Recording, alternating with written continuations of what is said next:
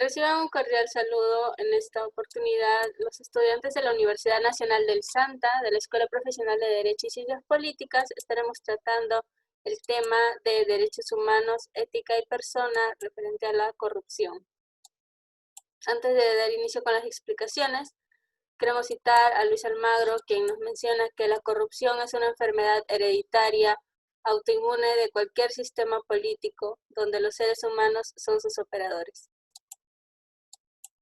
Ahora sí, estaremos viendo las definiciones de ética, derechos humanos y corrupción.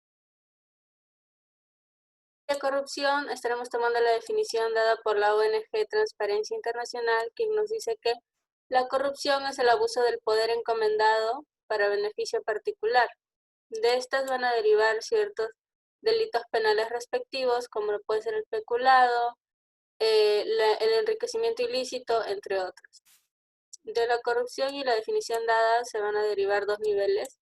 El primer nivel, que es la corrupción menor, que se da más en la vida cotidiana, mientras que tenemos la corrupción mayor o gran corrupción, que está realizada por los funcionarios públicos. Ahora, en derechos humanos vamos a tratar el tema de violación de derechos humanos, que es la forma en que se relaciona con la corrupción.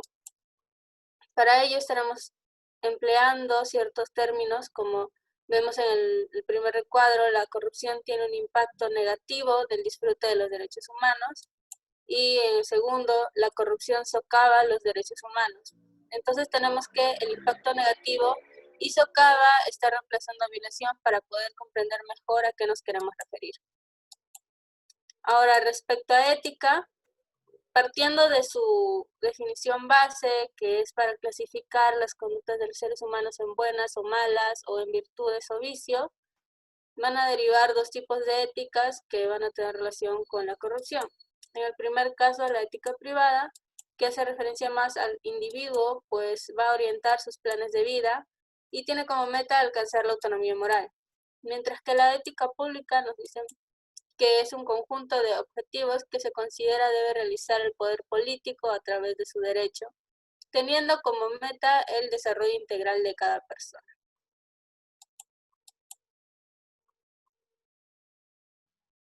Ok. La corrupción también nos presenta sus causas, clasificada en dos. Las causas endógenas.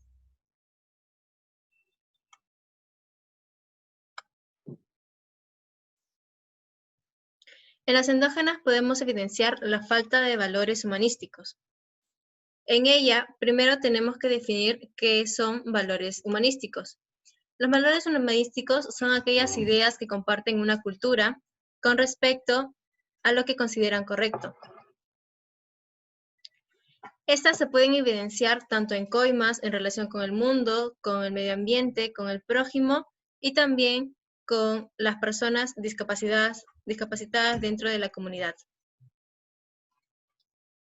La carencia de conciencia social. La conciencia social hace referencia al conocimiento de los integrantes de la sociedad.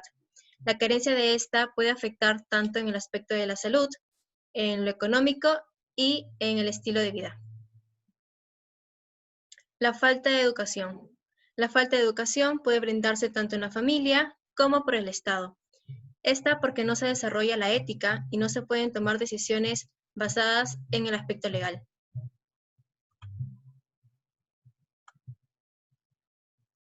El desconocimiento legal. Muchos de los actos de corrupción no son realizadas intencionalmente, sino es que desconocen el ámbito legal y por ello caen en estos actos de corrupción por los malos asesoramientos. La baja autoestima es un punto muy débil para las personas que practican actos de corrupción, pues sus decisiones no son consideradas y son fácilmente influenciados por el entorno social. Los paradigmas distorsionados y negativos sobre los consumistas y materialistas.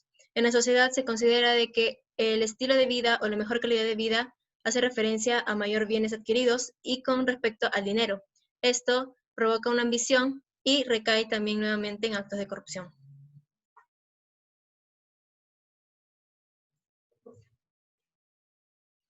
Las otras causas son exógenas. Entre ellas tenemos la impunidad. La impunidad es una excepción de castigo o escape de la sanción que implica una falta o delito. La impunidad se puede reflejar dentro de nuestro país en el Congreso de la República. Es decir, ellos poseen este blindaje para que no se le haga un debido proceso, investigación u acusación. Esto puede caer en cierto debate porque estaría a favor de ellos la ley, pero también estarían en contra de los derechos de los ciudadanos.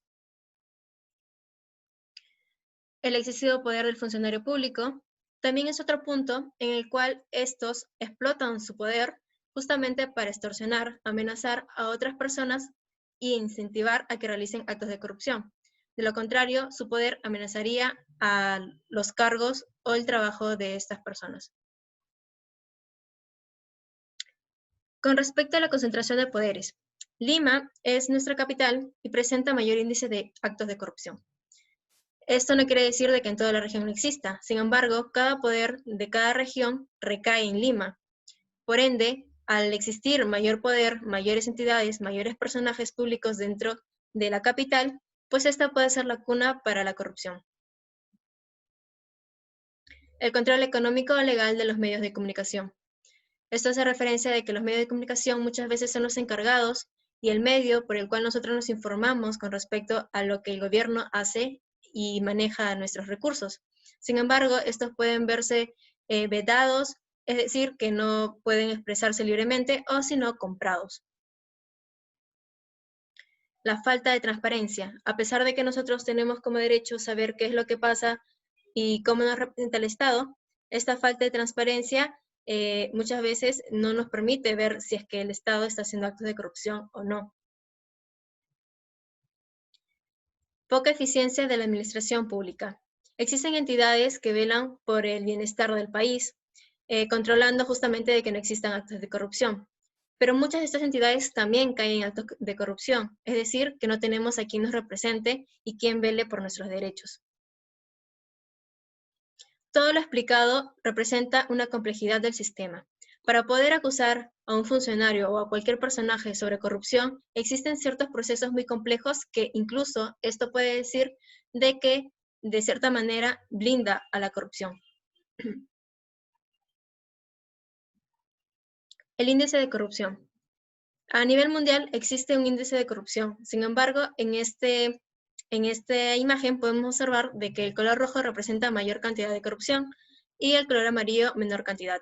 Si localizamos a nuestro país, nosotros tenemos un alto índice de corrupción, que posteriormente será explicado por mi compañera.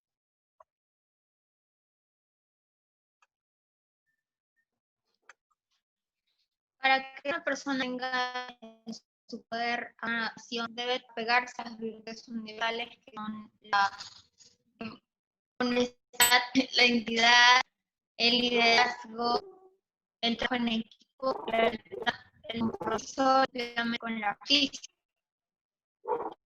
Ahora vamos a dar las gracias. Siglo V antes de Cristo, que menciona que solo una persona virtuosa quiere ser feliz. Ahora analizaremos la historia de Perú. Esa es la corrupción de los gobiernos que estamos obrando. Comencemos por el gobierno Fujimori. En el gobierno de Fujimori podemos evidenciar que controla los poderes del Estado, así como abusó de su poder y pensó no. En el control de poderes podemos encontrar el golpe 5.000, la edición del peso, la nueva constitución, el apoyo del poder judicial, el mismo apoyo de Fuerzas Armadas para narcotraficantes. Asimismo, él acusó a las personas contra los derechos humanos con la existencia de altos mandos de María y la policía, de lo que contaban, pues eran partidarios de Mario Vargas Llosa, y la manifestación social cuando comparamos los acontecimientos de la Tuta y Basalto. También puedes encontrar bordes donde puede fijar los videos. Ahora a Alejandro Toledo.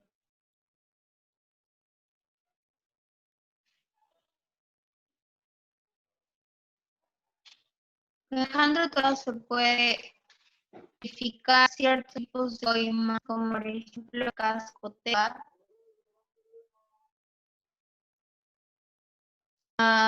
el lavado de activos y de brecha. Eteva es una empresa fundada en Costa Rica por mamá de su esposa, donde se encontró distintos casos de corrupción como el lavado de activos. Ahora, como es el caso de Ala García,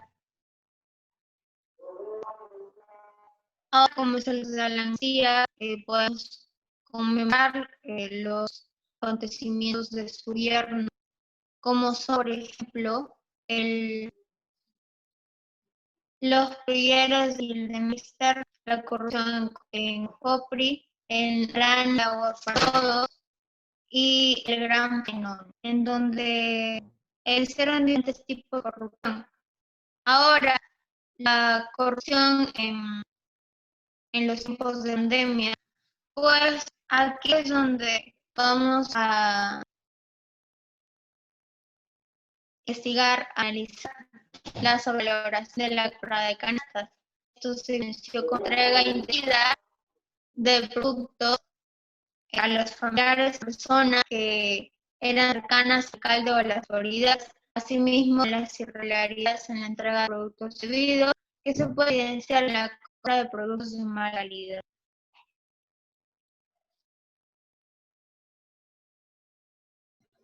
Bien, las consecuencias de la corrupción, estas las vamos a encontrar en distintos sectores. Sin embargo, donde principalmente están es el mismo lugar de su apogeo, es decir, el espacio político. De esta forma, podemos mencionar 5 consecuencias paradigmáticas de la corrupción, siendo la primera la destrucción del profesionalismo, la segunda, la pérdida de la legitimidad del sistema político, la tercera, la debilitación del desarrollo, la socavación de la integridad de una sociedad y la concepción patrimonial del poder. Ellas son las más resaltantes de todas las consecuencias. Sin embargo, si se quiere medir respecto a áreas específicas, podemos medir la segunda del impacto, ya que no tendrán las mismas consecuencias un soborno a un policía que una coima de algún funcionario del gobierno. De esa forma, el primer impacto que se podría ver sería el impacto sociocultural.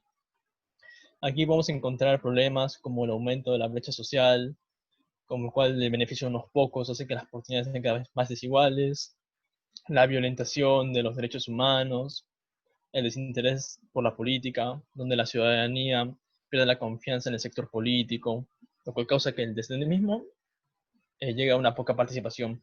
Esto es resaltante porque ocasiona que los corruptos y enquistados en el poder actúen a su conveniencia, sin una ciudadanía protestante. Y también podemos encontrar la toleración de actos de corrupción, que también viene a ser importante, ya que la constante corrupción en una sociedad hace que se note un sentido de cotidianidad o normalidad, lo cual se le toma como algo común, perjudicando así la forma de ser de una sociedad. Siguiente impacto, el impacto político. Aquí primero encontramos el menoscabamiento de la legitimidad del Estado. El Estado pierde la legitimidad por la misma generalización de la corrupción. También podemos encontrar el atentado contra la democracia, la afección del funcionamiento de las instituciones. Aquí las instituciones prácticamente se enferman, se corrompen desde dentro, lo cual tergiversa sus objetivos principales y finales del mismo. La pérdida de la confianza de los gobernantes, lo cual se complementa con lo anterior, sobre la generalización de la corrupción. El siguiente impacto vendría a ser el impacto jurídico, el cual podemos encontrar un impacto más general en las normas y las leyes. Por ejemplo, el prejuicio de la producción de normas. Las leyes y la normatividad se comienzan a implementar según los intereses de las masas corruptas, llevando a que la realidad solo las verdaderas que benefician a la sociedad sean unas pocas. La promulgación de leyes inoperantes, que son prácticamente las leyes que, si bien dan ventajas a la ciudadanía, tienen alguna especie de condición, las cuales hacen que en la práctica se vean inexistentes o inoperantes. El origen de las trabas para las legislaciones de la sociedad. Aquí la ciudadanía, ante el prejuicio de ciertas normas o procesos, pierde o ve disminuida su capacidad de acción en diversos procesos jurídicos. El siguiente impacto vendría a ser el impacto económico, por el cual se me imagina la obstaculización del desarrollo económico. Los mismos actos de corrupción hacen que los recursos económicos y sus beneficiarios sean redirigidos o tergiversados. ya sea mediante el gasto injustificado o no notificado del bien público. Ello perjudica al desarrollo económico de la nación. La desalentación de la inversión nacional y extranjera. La misma generalización de la corrupción en un país origina el temor de los empresarios a invertir su dinero en ellos, ya que no tienen la seguridad de si su dinero va a ser bien resguardado en ese país. Y por último, la privatización del Estado. Esto suele suceder más que nada en las economías neoliberales, en el cual los actos de corrupción comienzan a alentar más que nada la privatización de las empresas del Estado con fines económicos.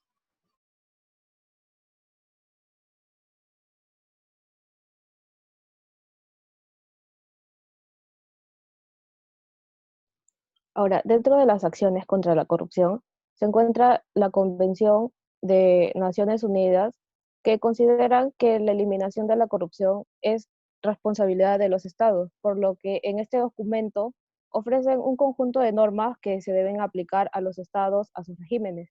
Dentro de este documento se establecen 5 puntos fundamentales, que son la prevención. Todos los estados están obligados a implementar medidas de prevención y tanto en el sector público como en el sector privado. Estas medidas deben de incluir unos sistemas de contratación transparente, deben de disponer un régimen eficaz de acceso a la información y deben alentar a la participación activa de la sociedad civil. El siguiente punto es la cooperación internacional, en la que todos los estados afiliados tienen que ayudarse mutuamente, tienen que recibir asistencia y, bueno, el siguiente punto es la recuperación de activos, que es el derecho de recuperar los activos, es decir, los bienes que han sido robados estatalmente, como por ejemplo los bienes del Tesoro Público. En la asistencia técnica y de intercambio de información, los países menos desarrollados pueden recibir capacitación de los que ya tienen un sistema óptimo, tanto en temas de investigación con casos de delitos de corrupción. Por último, la penalización, en los que deben de penalizarse estos actos específicos como el soborno activo y pasivo, el la obstrucción de la justicia y el encubrimiento y el enriquecimiento ilícito. En el plano nacional existe un conjunto de normas que ha sido integrado a un plan nacional de lucha contra la corrupción. Este plan tiene una duración de entre 2018 a 2021, en los que se establecen puntos como optimizar el proceso de rendición de cuentas a nivel nacional, fortalecer la CAN. La CAN viene a ser la Comisión de Alto Nivel de Anticorrupción. Esta comisión tiene unas funciones específicas que son promover y promulgar unas políticas al Poder Ejecutivo en los que se tengan en cuenta temas como prevención y planificación y de lucha contra la corrupción. Además, esta comisión se encarga de regular y supervisar que se lleve a cabo este plan. Por último, exponen anualmente ante el Pleno del Congreso cómo se ha venido dando a lo largo del año. Otro punto importante es la penalización de campañas con aportes ilícitos. Se acostumbraba anteriormente a que las campañas den una rendición de cuentas al final. Sin embargo, ahora se ha implementado a que sea periódicamente y que lo que se busca es que sea lo más transparente posible y que todos los ciudadanos podamos tener acceso a esta información. Por último, pero no menos importante, está el fortalecimiento de formación en valores en el ámbito escolar y universitario. Esto a través de campañas de difusión y de sensibilización con valores éticos. Lo que se busca es que la participación de la sociedad civil sea activa, dado que se considera crucial para esta lucha contra la corrupción. Sí,